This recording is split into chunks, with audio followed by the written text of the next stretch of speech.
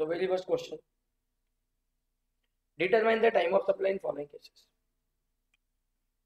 Cases बनाई है, case number 1 2 3 4, एक एक केस रीड करते चलो। क्वेश्चन में कहीं मेंशन नहीं है, फॉरवर्ड चार्ज मैकेनिज्म का क्वेश्चन है कि आज सो गो बाय फॉरवर्ड चार्ज। क्वेश्चन में गुड्स मेंशन है, चेक करना थोड़ा। इधर कहते लिखा है रिमूवल ऑफ गुड्स, मतलब क्वेश्चन गुड्स वाला। तो अब भी रिवाइज किया हमने, बोलो हमें गुड्स वाला चार्ट अप्लाई करना पड़ेगा फॉरवर्ड चार्ज में। क्वेश्चन रीड करने से पहले बैक ऑफ द माइंड वो चार्ट दिमाग में। फॉरवर्ड चार्ज मैकेनिज्म में गुड्स का क्वेश्चन है, तो हमें इनवॉइसिंग के ऊपर ध्यान रखना है। कब इनवॉइस इशू होना चाहिए? On or before that respective due dates. Invoice की एक ड्यू डेट है, क्या है? रिमूवल, डिलीवरी, स्टेटमेंट, अलग अलग केसेस। यहाँ क्वेश्चन में क्या लिखा है? रिमूवल ऑफ गुड्स, एक डेट दी है रिमूवल ऑफ गुड्स को लेके, goods made available, payment received, so on so. एक बात बता दूं, गुड्स के क्वेश्चन में फॉरवर्ड चार्ज मैकेनिज्म में पेमेंट का कहीं जिक्र ही नहीं है। तो सबसे पहले तो ये चार्ट काट लो, पेमेंट रिसीव्ड का डेट हमें कुछ मतलब नहीं है, क्योंकि टाइम ऑफ सप्लाई के चार्ट के अंदर गुड्स वाले केस में हमने देखा कौन सा डेट देखना है, ड्यू डेट ऑफ इनवॉइस देखना है और वो रिस्पेक्टिव ड्यू डेट देखनी है। कहीं पे बात ही नहीं हुआ कि पेमेंट हुआ कि नहीं, चेक कर। पेमेंट की बातें सर्विस के टाइम पे हुई है और आरसीएम के टाइम पे। फॉरवर्ड चार्ज मैकेनिज्म के गुड्स के क्वेश्चन में बिल्कुल भी पेमेंट्स का जिक्र किया नहीं है। सो जस्ट फॉर कंफ्यूजन ये डेट दे चुकी है, इग्नोर मारो। सो तुम्हारे लिए काम की डेट ये 3 है। इन 3 में से भी बात करूं तो गुड्स मेड अवेलेबल यानी गुड्स कब सामने वाले को मिले, एंड गुड्स रिमूवल यानी हमने कब भेजे। सो हम क्या करेंगे इसमें से? रिमूवल ऑफ गुड्स का डेट। लेकिन इधर 2 केसेस में रिमूवल ऑफ गुड्स एने बोला, देन उस केस में अपन गुड्स मेड अवेलेबल देख। क्लियर? ओके। एंड लगभग सब जगह मेरे को एक ही डेट दिखाई दी है। टाइम पास बना रहे 20 अप्रैल 20 अप्रैल 20 अप्रैल 20 अप्रैल 20 अप्रैल, चेक करो। So in and out all the cases, इन 2 कॉलम में से एक ही कॉलम काम का है। बोलो जल्दी। रिमूवल की डेट जब जब दिख रही है तब रिमूवल, एंड रिमूवल की नहीं दिख रही है तब goods made available. That is delivery का क्वेश्चन बन रहा है, ये केसेस है। नाउ सबसे इंपॉर्टेंट डेट बोलो कौन सी होती है? इनवॉइस। यस और नो? तो बोलो क्या बोलते हैं अपन इनवॉइस के टाइम पे? फॉरवर्ड चार्ज मैकेनिज्म में टाइम ऑफ सप्लाई का क्वेश्चन आया है, हम चेक करते हैं कि इनवॉइस ड्यू डेट के पहले बना है क्या, ऑन टाइम बना है क्या। So what is due date for issuing invoice in case of goods? जब गुड्स रिमूव होते हैं उसी समय पे इनवॉइस भी भेजो। पहले ही भेजा है तो भी चलेगा, लेट नहीं चलता, राइट? बोलो हाँ। कोई 30 दिन का एक्स्ट्रा समय गया, कहा था वो सर्विस में था। So 20 April goods are removed, invoice is issued on 15 April. तो मेरा सवाल तुमसे 20 को कंपेयर करो 15 से, क्या ये इनवॉइस इशू का डेट 20 के ऑन और बिफोर है? हाँ है। यस बोला, यस। यस वाले आगे में जाके time of supply, date of invoice. So what is date of invoice? 15 April. Then what is time of supply? 15 April. First case clear. Second, again invoice issue on 15 May. Case 2 पढ़ रहा हूं, 15 May. Whereas goods are removed on 20 April. Goods remove हो गए 20 April को, तो उसी के साथ इनवॉइस बनना चाहिए या इनवॉइस उसके पहले बनना चाहिए? इधर इनवॉइस 15 तारीख को बना, सिर्फ डेट मत देखना, 15 मई लिखा है, मतलब invoice is not valid. Invoice on time नहीं बना है, नहीं बना है, नो। नो में जाके answer is date of removal यानी 20 April is your time of supply. Second का आंसर आ रहा है। Again 20 April goods made available, 15 April को इनवॉइस इशू। ऑन टाइम हुआ है? हाँ हुआ है, हुआ है ना। इसके पहले आ रहा 15। पेमेंट की डेट कोई मैटर नहीं करती। बोलो time of supply 15 April. Same question है, 20 अप्रैल को गुड्स मेड्स अवेलेबल यानी डिलीवरी, तो एटलीस्ट तब तो जाके इनवॉइस बनाने का। कब बनाया है? 15 मई को। क्या इनवॉइस वैलिड है? नहीं। नो में जाके answer is date of delivery, मतलब 20 अप्रैल, जिस दिन को बिल बनना चाहिए था, due date of the invoice. So 20 April is the time of supply. Last case, 20 April को गुड्स रिमूव हो चुके अपने ग्राउंड से, तो इनवॉइस भी उसके साथ ही भेजना चाहिए था। कब भेजा? 15 अप्रैल को। ऑन टाइम भेजा है? भेजा है। यस जाएगा तो answer is date of invoice यानी 15। बताओ मेरे को ये पेमेंट की डेट काम आई क्या? नहीं, बिल्कुल काम की। क्योंकि अगर चार्ट देखोगे इन case of forward charge mechanism, जब गुड्स का क्वेश्चन आता है तो हमारा टाइम ऑफ सप्लाई या तो इनवॉइस की डेट होती है या तो वो रिस्पेक्टिव ड्यू डेट्स होती है। कहीं पे भी पेमेंट का जिक्र नहीं है, लेकिन क्वेश्चन कंफ्यूज करने के लिए तेरे को डेटा देगा। आगे बढ़, एक केस है, क्वेश्चन है, डेटा कलेक्ट करना पड़ेगा। क्या बोलते हैं? Ramesh issues N invoice of rupees 54,200 for supply of goods as on 10th April. Dates collect करो। 10th April is a date of invoice, लिखा ना इधर, issues and invoice कितना? 10th April। received 55,000 in his bank account through NEFT। supply of goods का question है ना, supply of goods का question है। पेमेंट की डेट मैटर करती है क्या? तो इसके अकाउंट में पैसा कब आया, एनईएफटी से आया, कैसे आया, तेल लेने के। Determine the time of supply of goods and the time of supply of excess receipts. How shall you answer differ if you received 75,000 instead of 55,000? Okay, बताता हूं। पहले बात तो पेमेंट की डेट मैटर यहाँ करती नहीं, गुड्स का क्वेश्चन है। 54,200 का इनवॉइस इसमें कब दिया? 10th ऑफ अप्रैल। बोलो फॉर सप्लाई गुड्स कभी 10th ऑफ अप्रैल, एंड बाद में आगे कुछ लिखा ही नहीं। सो मैं ये मान लूँ ना कि इनवॉइस तभी भेजा जब सप्लाई हुआ, साथ में इनवॉइस भेजा। इनवॉइस इज वैलिड, क्वेश्चन में और कोई डेट ही नहीं है। पेमेंट की डेट है कंफ्यूज करने के लिए, लेकिन वो काम की नहीं होती गुड्स के केस में। बोलो what is time of supply? Date of invoice that is 10th of April. But हुआ क्या, मैंने 54,200 का गुड्स बेचा और मुझे बदले में पेमेंट अभी 55,000 मिल गया। पेमेंट की डेट मैटर नहीं करते, बट पेमेंट की अमाउंट पे फोकस करो। एक नया एरिया डिस्कस हो रहा है, एक नई प्रोविजन डिस्कस हो रही है, बड़ी सिंपल है। 1000 रुपीज को लेके एक पॉइंट है। जब मुझे एक्सेस पेमेंट मिलता है, कितना एक्सेस मिला जल्दी बोलो? 55,000 मिला। 54,200 का मतलब 800 मिला है ना। क्या ये एक्सेस अमाउंट 1000 से ज्यादा है? नहीं। लेकिन जब केस 2 बनाया उसमें उन्होंने बोलता है व्हाट इफ 55 की जगह पे 75 मिल जाता, मतलब बहुत ज्यादा अमाउंट मिल गई। मोर देन 1000 मिली कि नहीं मिली? मिली। ये लोग क्या बोलते हैं? पहले तो टाइम ऑफ सप्लाई 10th अप्रैल। जब इसे 800 रुपए मिला एक्सेस में, जो 1000 रुपीज से ज्यादा है, he will adjust an excess amount against the next supply. जो भी एक्सेस अमाउंट मिली है उसका अभी जीएसटी भरने की जरूरत नहीं है। अभी जीएसटी का जो टाइम ऑफ सप्लाई निकाला है दैट इज फॉर 54,200। जो 800 एक्सेस आया है वो चुपचाप अपने अकाउंट में रख लो।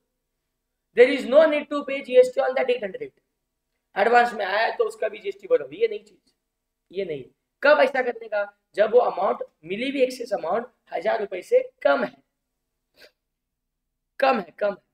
लेकिन इन अल्टरनेट सिचुएशन अगर उसको 20,800 मिलता है इन एक्सेस, मतलब ये मिली हुई अमाउंट 1000 रुपीज से ज्यादा मिली है, so time of supply such excess amount shall be, बोलो date of issuance of next invoice assuming that this excess will be adjusted in the said invoice. जो नया इनवॉइस इशू करोगे, सप्लायर हो, नया इनवॉइस इशू करोगे, उस invoice के साथ ये एक्सेस पेमेंट का क्या कर देना, जीएसटी का पेमेंट इमीडिएट करना। तब पेमेंट का इंतजार मत करना, पेमेंट तो आ चुका, तुम एडवांस मिला ना। मैं तुझे गुड्स बेचा है 25,000 का, तो तू पेमेंट कितना करना चाहिए? 25 का। लेकिन शायद तू मेरे को एक्स्ट्रा पेमेंट करके रखता है, या तूने एक्चुअली अगर 35,000 का पेमेंट किया 35,000 का, तो शायद ये 10,000 एक्स्ट्रा वाला amount is an advance for the next order. अरे बोलो, it is an advance for the next order. मतलब मुझे अमाउंट एक्स्ट्रा मिली, गुड्स के केस में मिली, अमाउंट एक्स्ट्रा मिली, गुड्स के केस में मिली। क्या पेमेंट की डेट मैटर करती है? नहीं। तो भी बोलते हैं कि नेक्स्ट सप्लाई तक रुको।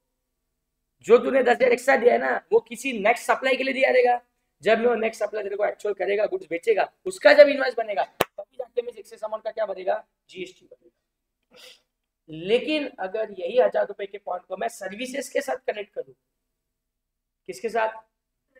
आज मैं तुझे एक सर्विस रेंडर किया and you make me a payment of that service, but तूने सर्विस का पेमेंट करते समय थोड़ा सा मेरे को ज्यादा पैसा, लेकिन वो ज्यादा वाली अमाउंट 1000 से बड़ी नहीं है, 1000 से बड़ी नहीं है, तो वो पेमेंट मैं चुपचाप लेगा, उसका कुछ नहीं करेगा, उसका जीएसटी नहीं बनेगा। हावेवर पैसा देते देते तूने मुझे एडवांस पेमेंट 1000 रुपीज से जास्ती दिया, मोर देन 1000। सो ये लोग बोलते हैं कि ये जो 1000 रुपीज से ज्यादा आई हुई अमाउंट है ना, ये शायद नेक्स्ट सर्विसेज का एडवांस है। एंड सर्विस का अगर टाइम ऑफ सप्लाई तुम्हें याद आता है तो वहां पे पेमेंट की डेट मैटर करती है। इनवॉइस तो बनना भी बाकी है, सर्विस तो देना भी बाकी है, लेकिन पेमेंट एडवांस में आ गया। समझो मैंने सर्विसेज कल को दे दी, इनवॉइस भी बना दिया, तो भी तेरा डेट ऑफ इनवॉइस किससे कंपेयर होगा? Date of payment. And earlier क्या आएगा? डेट ऑफ पेमेंट, जो आज की डेट है, एडवांस वाली आई हुई डेट। तो सर्विसेज देने का, इनवॉइस इशू करने का इंतजार नहीं होगा। ये जो 1000 रुपए से जास्ती का पेमेंट आया है ना आज, उस पर आज ही क्या अट्रैक्ट हो जाएगा? टाइम ऑफ सप्लाई की प्रोविजन आज जीएसटी क्या पेमेंट की डेट से बातें चल। गुड्स के केस में पेमेंट डेट इज 11 ना, सो आया हुआ एडवांस अमाउंट भी 11 है। लेकिन सर्विस के केस में आया हुआ advance amount time of supply के हिसाब से उस पर जीएसटी तुझे आज भरना पड़ेगा, लेकिन थोड़ी सी राहत दी। बोलते हैं 1000 रुपए तक का एक्स्ट्रा पैसा आया ना, छोड़ दे, मत भर अभी जीएसटी। लेकिन अगर आया हुआ एडवांस अमाउंट 1000 से भी ज्यादा है तो मैंने बोला अब भी जीएसटी चाहिए, अब भी जीएसटी चाहिए। सो 1000 रुपीज का रिलैक्सेशन रखा है सर्विस के केस में। यहाँ पे गुड्स का क्वेश्चन आया, सर्विस का भी आएगा, डोंट वरी। आगे बढ़ते। Certain goods are send by, या एक चार बना के दूंगा। Certain goods are send by mister X on sale on approval or return basis. बस खत्म हो गई कहानी, समझ में आ गई। Goods are send on sale or approval or return basis. अपना चार्ट याद करने का, वही पहला वाला चार्ट, फॉरवर्ड चार्ज मैकेनिज्म। अब मेरे को सबसे पहले जाके कौन सी डेट ढूंढनी है? इनवॉइस की डेट। और वो डेट ऑन और बिफोर किसकी होनी चाहिए? अप्रूवल की डेट। चेक करो चेक करो चेक करो। 22 अप्रैल को क्या हुआ? 22 अप्रैल को क्या हुआ? गुड्स सेंड टू है, सेंड टू है वो मैटर नहीं करता। सप्लाई गेट्स कंफर्म, ये मैटर करता है। Supply gets confirm and invoice is issued on, दोनों 20 अगस्त को हो गया। अरे बोलो केस 1 केस 2, दो केसेस है, दो क्वेश्चन है। 20 अगस्त वही सप्लाई कंफर्म, 20 अगस्त को इनवॉइस दिया। क्या इनवॉइस वैलिड है? हाँ, अरे क्या इनवॉइस वैलिड है? सो गए क्या? क्या इनवॉइस वैलिड है? क्या है 20 अगस्त? यही डेट ऑफ इनवॉइस है, यही डेट ऑफ कंफर्मेशन है। तुम्हें क्या एक्सेप्टेंस वर्ड चाहिए? अप्रूव्ड वर्ड चाहिए? कंफर्मेशन का मतलब नहीं समझता इंग्लिश? जिस दिन अप्रूव हुआ उसी दिन इनवॉइस भेजा। उसी दिन तो भेजना चाहिए था, या उसके पहले भेजना चाहिए था, तब भी वैलिड होता। तो है, वैलिड है। Good sent on approval, invoice is valid. Answer is date of invoice and that is 20 August. क्या पेमेंट की डेट मैटर करती है? नहीं, लेकिन ये लोग दे बैठे। गुड्स का question time of supply, goods का question forward charge mechanism, payment की डेट इररिलेवेंट। सो बोलो क्या आंसर आएंगे? एक बार 20 August for case 1 and for case 2। For case 2 मुझे एक बात बता दो, केस 2 पढ़ो, 22 नवंबर तारीख लिखा है। कब लिखा है? 22 नवंबर। गुड्स कब भेजे थे? गुड्स आर सेंड कभी? 22 अप्रैल को भेजे। 22 अप्रैल को भेजे हुए गुड्स के साथ इनवॉइस नहीं देना चाहिए था, वो तो अप्रूवल पे देना होता है ना। सो पहली केस में बराबर हुआ, अप्रैल के बाद मई जून जुलाई अगस्त तक अप्रूवल आया, बिल भेजा, लगभग 4 महीने। लेकिन केस 2 बनाया इन्होंने 22 नवंबर का, 20 अगस्त को मान भेजा, 22 नवंबर का अप्रूवल। कितना महीना हो गया अप्रूवल आने के लिए मालूम है? लगभग 6 महीने से जास्ती हो गया टाइम। मोटा मोटी 22 अप्रैल काउंटिंग करो ना, 22 मई जून जुलाई अगस्त सितंबर अक्टूबर, 22 अक्टूबर इज द 6 मंथ्स का एंड। एंड ये बंदा कंफर्मेशन देगा 22 नवंबर को। मतलब goods are sent on approval basis, but approval came after 6 months. Government बोलता है डीम्ड अप्रूवल, 6 मंथ के बाद का नेक्स्ट डे, 6 मंथ 60 मंथ नहीं, 6 मंथ्स के बाद का जो भी इमीडिएट डे है वो हम लोग क्या मान लेंगे? Deemed to be approved and accordingly time of supply मान लेंगे। बोलो, तो 22 नवंबर को ही अप्रूवल आया, 22 नवंबर को ही इनवॉइस बना, लेकिन हमारी 6 मंथ डेट तो पहले आती है ना। सो इनवॉइस इनवैलिड है, इनवॉइस इनवैलिड है, क्योंकि नवंबर का बन गया, जबकि अक्टूबर अपना 6 महीना खत्म हो जाता है। सो तो 6 महीना जहाँ खत्म हो रहा है उसका नेक्स्ट डे तुम्हारा क्या बन जाएगा? Time of supply.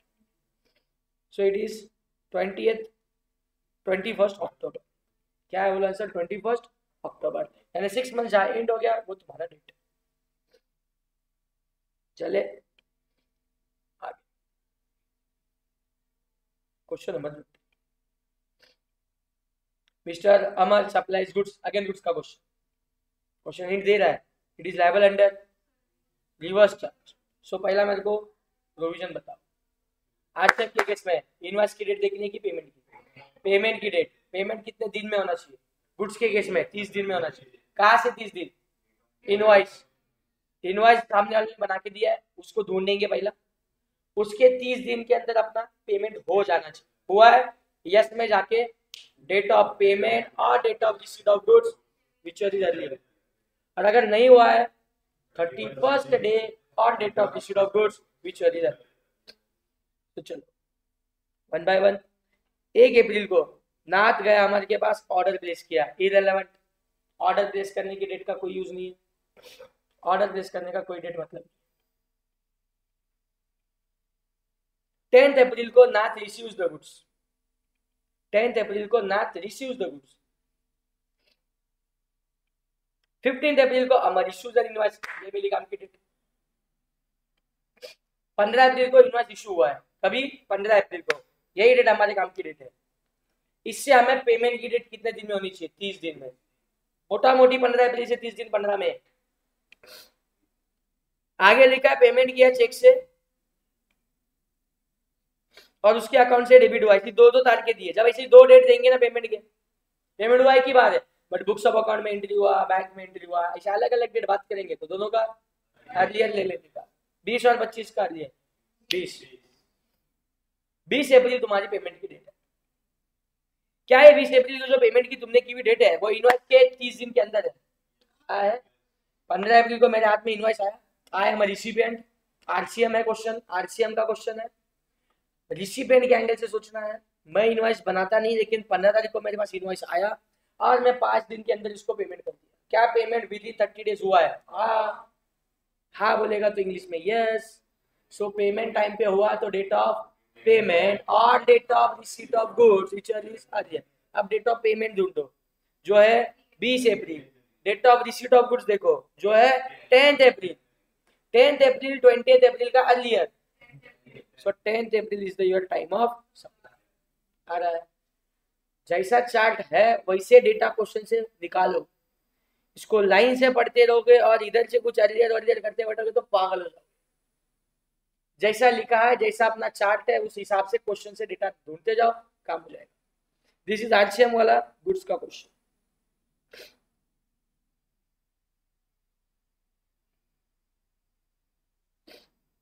Mr. Vishwa enters into a contract for supply of goods worth ₹10 lakh with Mr. Nath on 10th of April. Such goods are removed with an invoice dated 12th April on 13th April for delivery to Mr. Nath. Terms of the contract demanded the payments against the supplier to be made within 60 days, beyond which a late payment charges will have to be paid by Nath. Nath makes the payment along with the late payment charges. What will be the time of supply in respect of entire amount? इसको 2 part में तोड़ो। जो interest, late fees, penalties अगर supplier charge करता है तो उसका time of supply होता है उसका पेमेंट, जब उस इंटरेस्ट लेट फीस का पेमेंट किया वो उसका टाइम ऑफ सप्लाई। लेकिन जो बाकी गुड्स के अगेंस्ट में पेमेंट आया उसके लिए अपने as usual story. So question is on supply of goods. कौन सा बोला नहीं? Forward charge mechanism. Under forward charge mechanism goods का क्वेश्चन जल्दी बोलो क्या मैटर करता है? इनवॉइस भेजना मैटर करता है। कब भेजना चाहिए? रिमूवल डिलीवरी स्टेटमेंट के टाइम पे। So this is an question on, ये देखो such goods are removed with an invoice dated 12th April, dated 12th April on 13th April. ये क्या लैंग्वेज समझ में आ रही है? Invoice dated 12th April, invoice dated 12th April, ये गुड्स भेजेगा भी on 13th April. Goods are removed, goods are removed, English, goods are removed, goods are removed on 13th April, 13th अप्रैल। लेकिन goods are removed with an invoice, और invoice की date क्या थी? 12th अप्रैल। हो सकता है ना आज 12 अप्रैल को इनवॉइस बनाया, कल 13 अप्रैल को गुड्स की पैकिंग की और उस गुड्स के साथ 12 अप्रैल का डाला और डेट वाला इनवॉइस तुमको भेज दिया। समझते हैं? So what is date of invoice? 12th April. What is date of removal? 13th April. क्या इनवॉइस डेट ऑफ रिमूवल के पहले बना है? हाँ। क्या इनवॉइस वैलिड है? हाँ। अगर हाँ तो date of invoice is the time of supply, यानी 12th April is the time of supply for 10 lakh, for 10 lakh, for 10 lakh. लेकिन हमने बोला था कि तेरे से 20,000 रुपया एक्स्ट्रा मारूंगा चार्ज, लेट पेमेंट चार्ज के नाम पे। बोला ठीक है मारो। ये उसने 15 जुलाई को सबका पेमेंट कर दिया। पहले तो 10 लाख का पेमेंट उसने कभी भी करे। गुड्स का क्वेश्चन है, फॉरवर्ड चार्ज, ये लाइन मैंने अब तक 5-6 बार बोली। गुड्स का क्वेश्चन है, फॉरवर्ड चार्ज मैकेनिज्म में पेमेंट की डेट मैटर करती नहीं है, लेकिन ये 15 जुलाई पेमेंट की डेट काम आएगी। उस इंटरेस्ट, लेट फीस, पेनल्टी के पेमेंट की जो डेट है वही उसका टाइम ऑफ सप्लाई होता है। सो इसने लेट फीस कब भरी? 15 जुलाई को, तो उस लेट फीस का टाइम ऑफ सप्लाई क्या बन जाएगा? 15 जुलाई। सो देखो ना, 10 लाख के लिए टाइम ऑफ सप्लाई क्या आ गया? 12 अप्रैल, जो इनवॉइस की डेट था। लेकिन जो उसने 20,000 एक्स्ट्रा भरा है ना, उसका टाइम ऑफ सप्लाई क्या आ जाएगा? 15 जुलाई। 4 चार्ट हमने सीखे, एफसीएम के 2, गुड सर्विसेज का, आरसीएम के 2। उसके बाद एक छोटा सा लिखवा है तुमको, interest, late fees, penalty, time of supply, actual date of payment, जेपा। उसके बाद वाउचर्स का भी चार्ट लिखवाया है, identifiable voucher, not identifiable voucher. आने दो क्वेश्चन, रिवाइज कराऊंगा आगे। नेक्स्ट क्वेश्चन, चलो फोकस। क्वेश्चन टेबल में दिया है, बाकी आगे पीछे कुछ इंग्लिश नहीं है, बट देख के समझ में आ रहा है। सर्विस का क्वेश्चन, कुछ पूछा? ओके, सर्विस का क्वेश्चन कुछ नहीं बोला तो फॉरवर्ड चार्ज मैकेनिज्म में सर्विस का क्वेश्चन। सो पहले अपने दिमाग में चार्ट लाओ अपना। फॉरवर्ड चार्ज मैकेनिज्म में सर्विसेज का क्वेश्चन है, क्या बोलते थे अपन? Check whether invoice is issued on not before but within 30 days from date of completion of service. So मुझे पहले ना date of completion of service date देखनी ढूंढनी चाहिए, और फिर बाद में देखना चाहिए इनवॉइस उसके 30 दिन के अंदर बनाए क्या। बराबर? Okay. Date of supply of service के अलावा कुछ नहीं है, मैं यही मान लेता हूं date of completion of service. पहली केस 15 अप्रैल, इसके बाद मेरे पास 30 दिन का समय था क्या बनाने के लिए? मोटा मोटी आज ही निकाल दो ना, 15 अप्रैल से 30 दिन, 15 में तक मैंने इनवॉइस देना चाहिए था। आई इश्यू इनवॉइस ऑन 20 अप्रैल, 5 ही दिन में दे दिया। टाइमलाइन पकड़ो, टाइमलाइन। डीओस्टेसिस 15 अप्रैल, 30 दिन तक का समय था क्या देने के लिए? इनवॉइस। कब दे दिया? 5 ही दिन में दे दिया। क्या ऑन टाइम दिया? दिया है तो वैलिड है। यस, यस में जाके आंसर।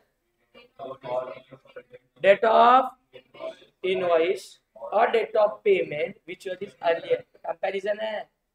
टाइम ऑफ सप्लाई में फॉरवर्ड चार्ज मैकेनिज्म में सर्विस के टाइम पे कंपैरिजन है, गुड्स के टाइम पे डायरेक्ट आंसर। अरे बोलो, डेट ऑफ पेमेंट भी चाहिए और डेट ऑफ इनवॉइस जो वैलिड है वो भी चाहिए, एंड अर्लियर करना। जो डेट ऑफ इनवॉइस है तुम्हारे सामने 20 अप्रैल, अब पेमेंट की डेट देखनी पड़ेगी। सर्विस का क्वेश्चन है, पेमेंट की डेट मैटर करती है। गुड्स के क्वेश्चन में पेमेंट की डेट मैटर करती नहीं है। So date of entering in the books and date of credit in the bank, ऐसी दो तारीखें दी है, दोनों में से अर्लियर दे दो, जास्ती सोचो मत। 22 अप्रैल 24 अप्रैल, अर्लियर 22 अप्रैल। ये 22 अप्रैल कंपेयर किससे करना है? डेट ऑफ पेमेंट के साथ। डेट ऑफ पेमेंट हो गया, कंपेयर करना है डेट ऑफ इनवॉइस के साथ।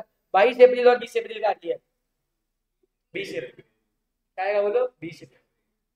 टाइम ऑफ सप्लाई 20 आ रहा है। केस 2, 15 अप्रैल को सर्विसेज दी, 20 मई को इनवॉइस बना।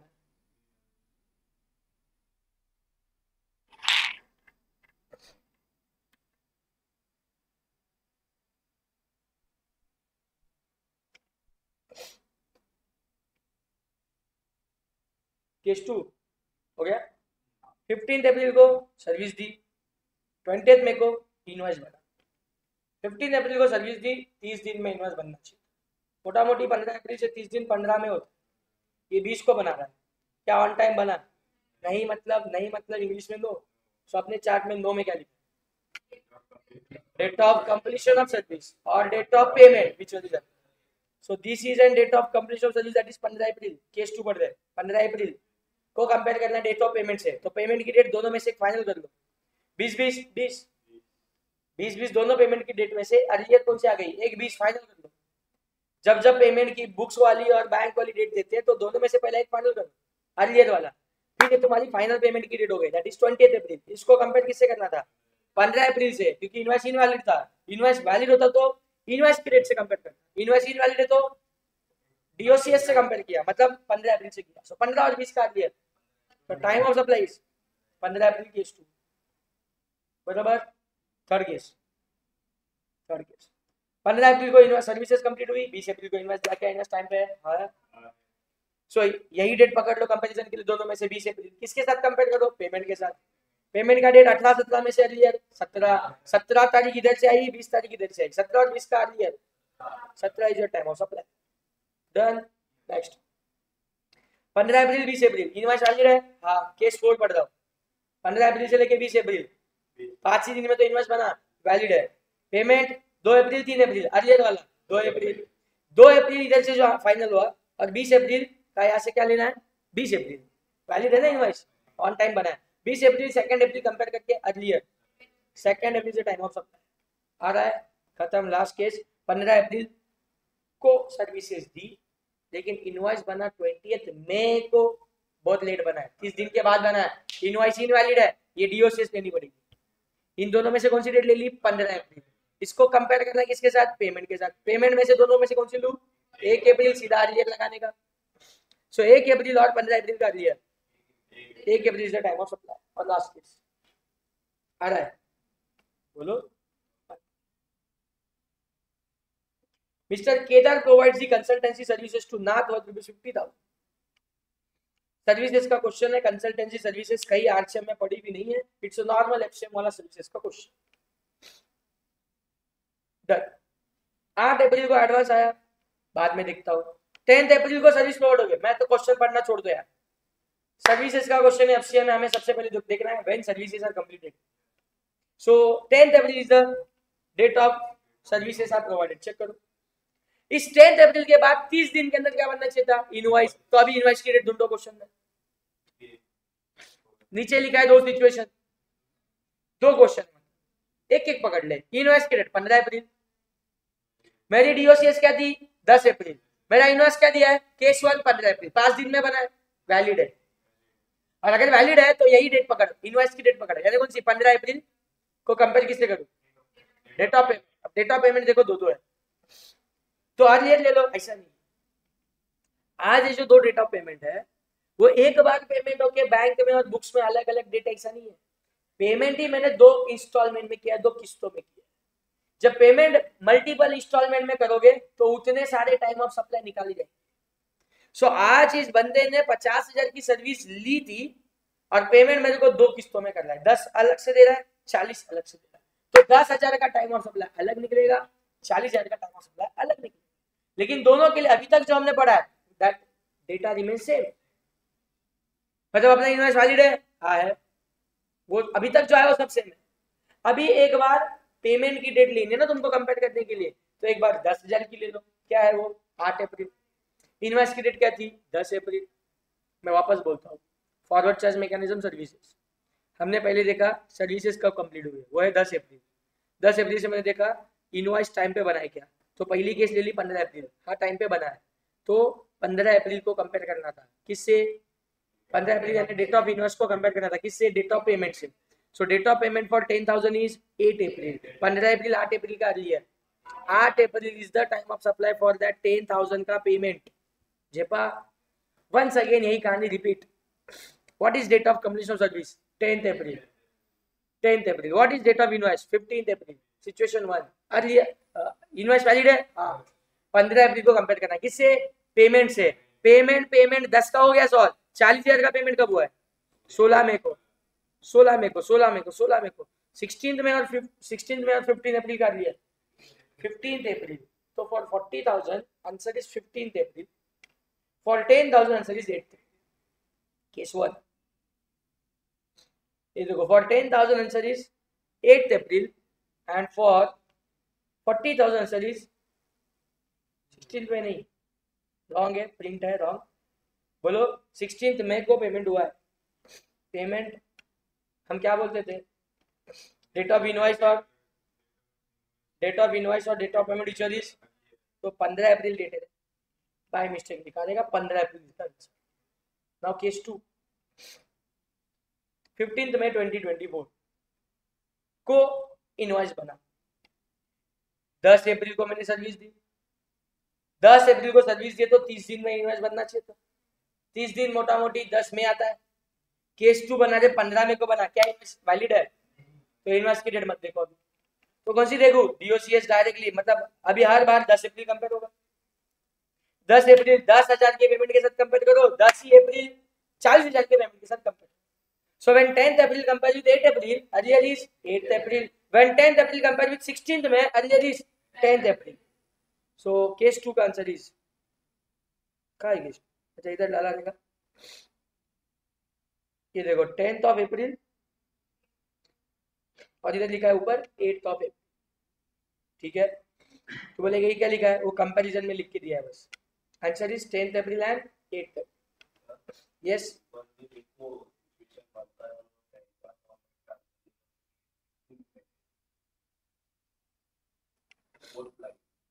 नहीं, अरे अच्छा ढूंढ लिया तुमने। For the balance amount time of service 15th April, अपना आंसर इज राइट। ये जो पहला बॉक्स डाला ना, दैट इज ओनली फर्स्ट का आंसर, 10,000 का आंसर पैराग्राफ में बता दिया। 10, हाँ सेकंड का पैराग्राफ में बता दिया, और पैराग्राफ में बताया भी, देखना इधर 15 अप्रैल है, time of supply will be 15 April, ऐसा लिखते हैं which is earlier of 15 April and 16 में।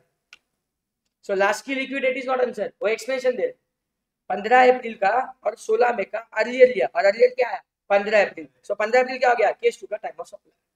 सो आंसर लिखने का पैटर्न समझा क्या? This are not to answer, this is case 1 का आंसर एंड नीचे केस 2 का आंसर, समझा? सिचुएशन 2 में भी नीचे 2 आंसर अलग से दिए। क्वेश्चन नंबर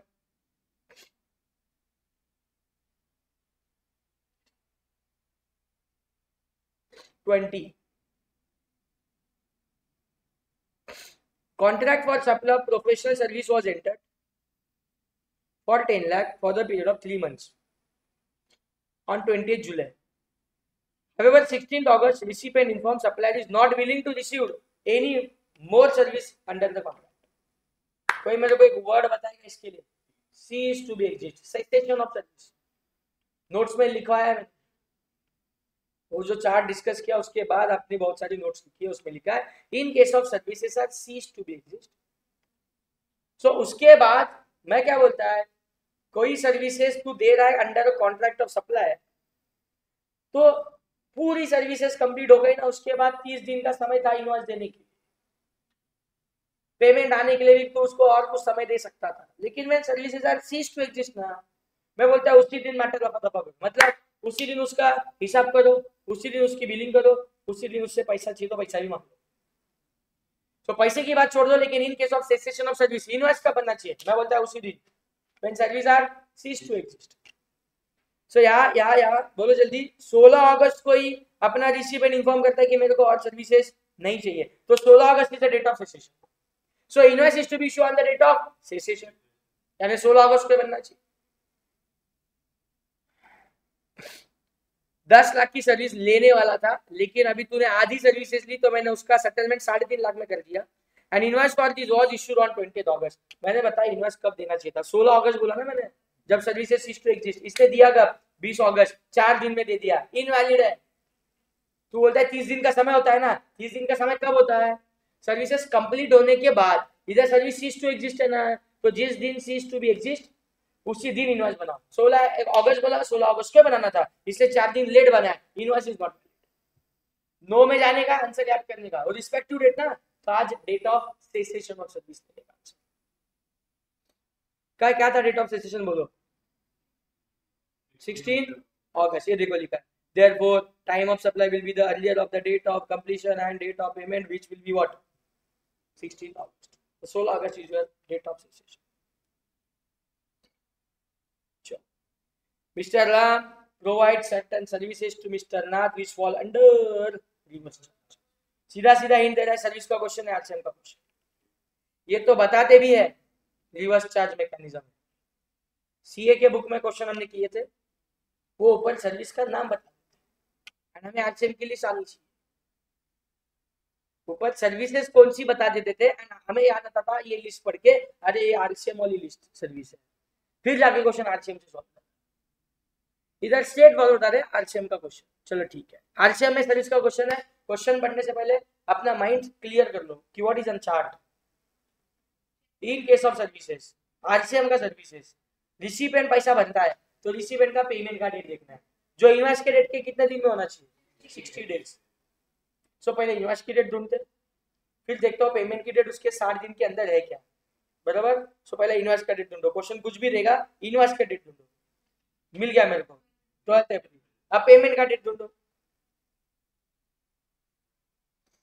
2 बार पेमेंट नहीं होता, 2 इंस्टॉलमेंट में पेमेंट नहीं होता है, पेमेंट एक ही हुआ है। बैंक की बुक में एंट्री अलग तारीख को है, हमारे बुक्स में अलग तारीख को है, तो दोनों में से एक डेट फाइनल करो। 10 जुलाई 15 जुलाई 10 जुलाई ये ले लिया फाइनल पेमेंट। अब बात करो मेरे साथ, 12 अप्रैल का इनवॉइस है। 12 अप्रैल से मोटा मोटी 60 दिन 12 में 12 जून तक पेमेंट हो जाना चाहिए था। 60 दिन में पेमेंट हो जाना चाहिए था, 12 जून तक होना चाहिए था। हुआ कब है? जुलाई। क्या पेमेंट टाइम पे हुआ है? नो बोलेगा तो नहीं नहीं नहीं में जाके 61st डे। सर्विस का क्वेश्चन था ना, कंपैरिजन नहीं। आरसीएम में सर्विस में कंपैरिजन नहीं था, एफसीएम में सर्विस में कंपैरिजन, बराबर। ऐसा उल्टा याद रखा है हमने। सो तो और कुछ है क्या, नहीं है क्या, इसी में लोग कंफ्यूज होते हैं। तो कुछ नहीं है, बी क्लियर। क्या लेना है? 61st डे, और तो 61st डे ठीक से पता करना पड़ेगा। डेट ऑफ इनवॉइस क्या था? 12 अप्रैल। 12 अप्रैल से 60 दिन छोड़ो और 61st डे लेना है। 12 अप्रैल के 12 दिन चले गए, 18 दिन बचे। अरे बोलो, मई के 31, 18 और 31 49 हो गए।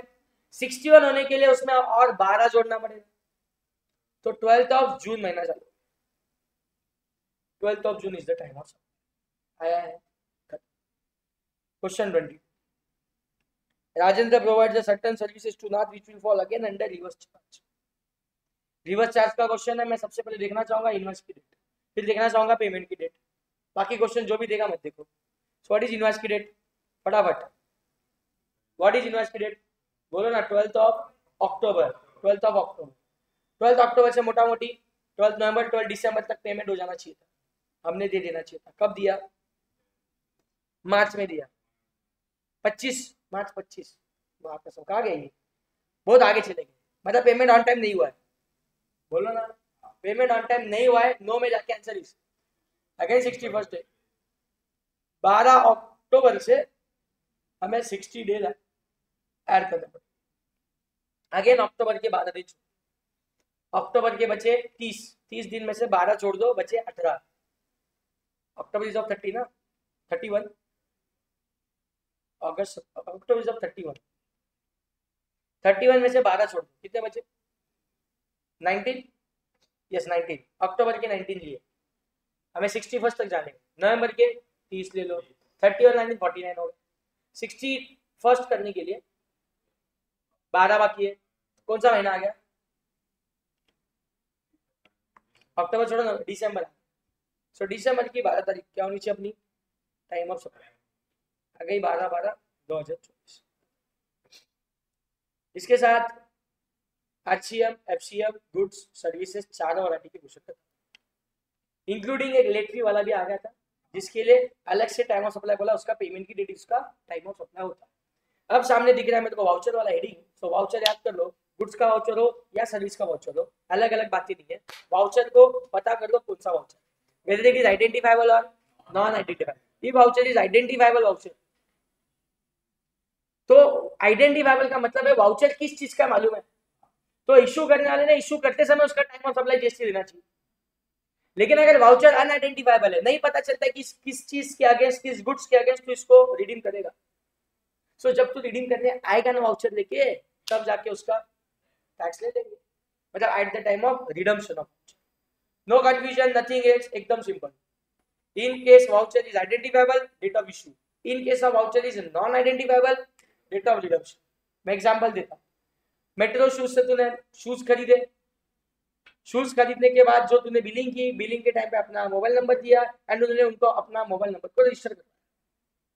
फिर 1 डेढ़ 2 साल बाद तू वापस गया, पुराने जूते खराब हो गए तो तू नए जूते लेने गया, तो बोलता है सर यार हमारा तुम पुराने कस्टमर।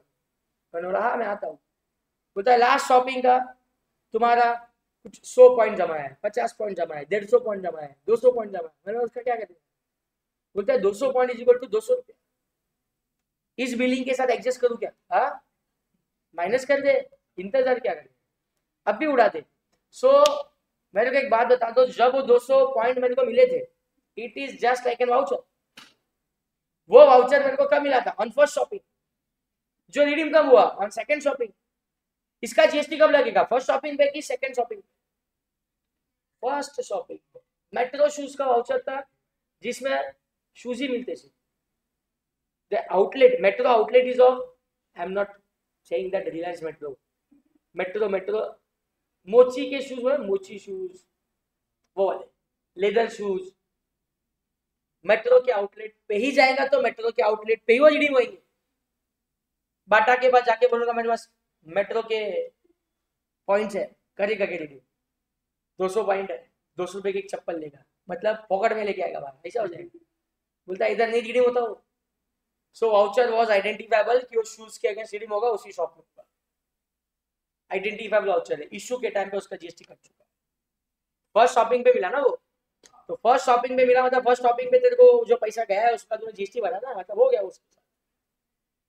लेकिन तेरे पास कुछ ऐसा वाउचर है, जैसे कि मैं बोला बिग बाजार का वाउचर, रिलायंस स्मार्ट का वाउचर, जिसमें बहुत सारी अंदर चीजें हैं, खजाना है, तो उस वाउचर का तू यूज किसके अगेंस्ट यूज करेगा मालूम ही नहीं, तेरे को खुद को मालूम नहीं है, तो देने वाले को कैसे पता चलेगा, क्योंकि वाउचर इज लाइक दिस कि अप टू 1000 रुपीज ऑफ, ये वाउचर दिखा दो 1000 रुपए तक ऑफ पाओ। सो तूने जो भी खरीदा उसमें से 1000 रुपए of. So such vouchers redemption के टाइम पे उसका क्या लग जाएगा, बोलो जीएसटी 18%। टाइम ऑफ सप्लाईज तभी, अभी 1000 रुपए का वाउचर है तेरे पास, वो सप्लाई ऑफ वाउचर्स करने वाले ने सप्लाई वाउचर किया, 1000 रुपए में कोई जीएसटी नहीं लगाएगा, रिडम्पशन के टाइम पे तू समझ ले जीएसटी लगने का काम हो जाएगा। तो जास्ती नहीं सोचते, बस 2 टाइप ऑफ वाउचर दिमाग में ले लो, क्वेश्चन भी नहीं आया, शायद आगे आ जाए। इसके साथ तुम्हारा सेक्शन 12 एंड सेक्शन 13 खत्म हो जाता है। निकला होता question, question number 23 is on change in rate of